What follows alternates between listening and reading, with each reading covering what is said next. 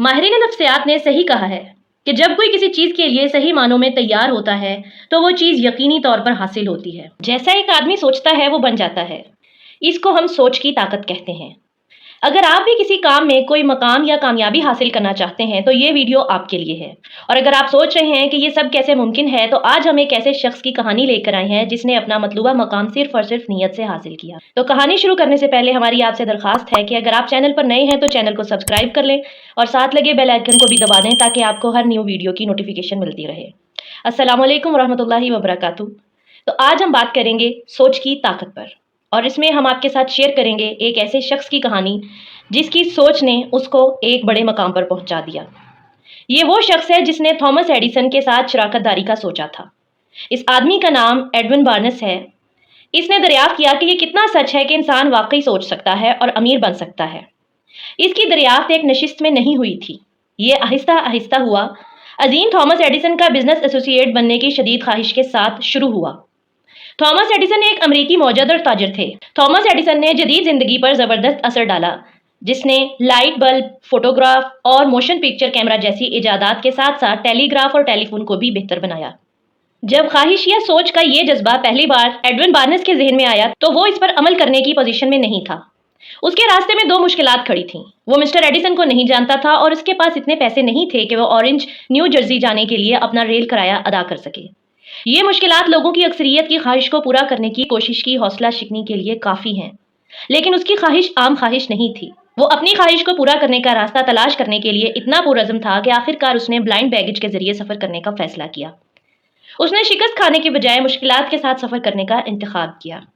اس نے خود کو مسٹر ایڈیسن کی لیبارٹری میں پیش کیا اور اعلان کیا کہ وہ موجد کے ساتھ کاروبار میں کام کرنے آیا ہے۔ ان کے درمیان پہلی ملاقات کے بارے میں بات کرتے ہوئے مسٹر ایڈیسن نے کہا، وہ میرے سامنے کھڑا تھا، ایک عام آدمی کی طرح لگ رہا تھا، لیکن اس کے تاثرات میں کچھ ایسا تھا کہ وہ جس چیز کے لیے آیا تھا اسے حاصل کرنے کے لیے پرعزم تھا۔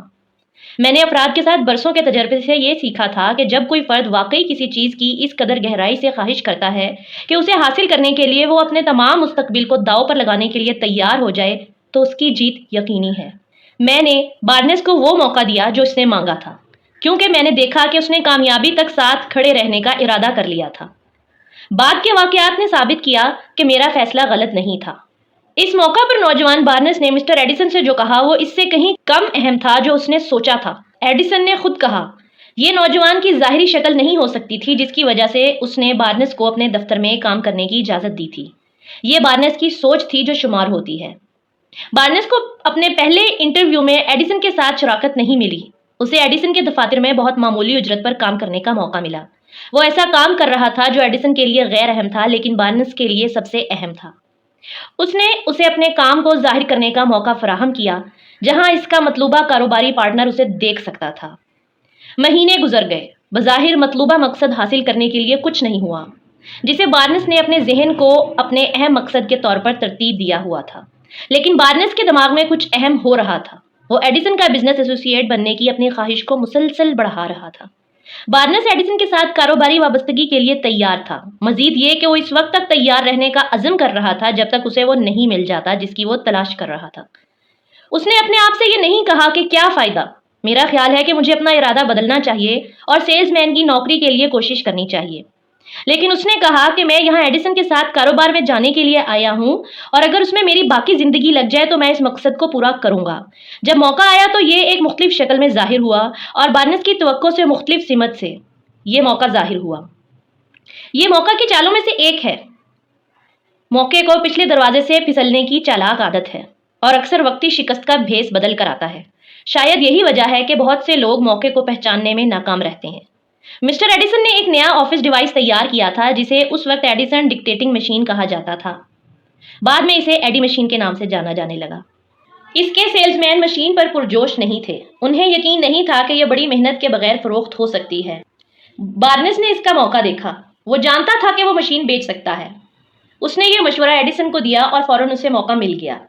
اس نے اسے اتنی کامیابی سے فروخت کیا کہ ایڈیسن نے اسے پورے ملک میں مشین کی تقسیم اور مارکیٹنگ کا ٹھیکہ دیا۔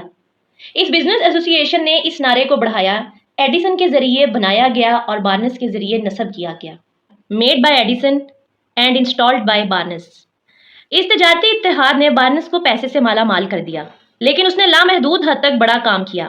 بارنس نے لفظی طور پر ایڈیسن کے ساتھ شراکت داری کا سوچا۔ اس کے پاس شروع کرنے کے لیے کچھ نہیں تھا سوائے اس کے کہ وہ جاننے کی صلاحیت اور اس خواہش کے ساتھ کھڑے ہونے کے عزم کے ساتھ اس کے پاس آیا تھا۔ اس کے پاس ابتدائی قدم، یقین اور جیتنے کا عزم تھا۔ ان غیر محسوس قوتوں کے ساتھ اس نے خود کو سب سے بڑے موجد کے ساتھ نمبر 1 انسان بنایا۔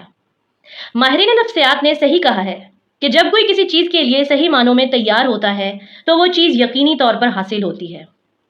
لوگوں کو کیا الگ کہانی ملے گی اگر وہ صرف ایک خاص مقصد کو اپنائیں اور اس مقصد کے ساتھ کھڑے ہوں۔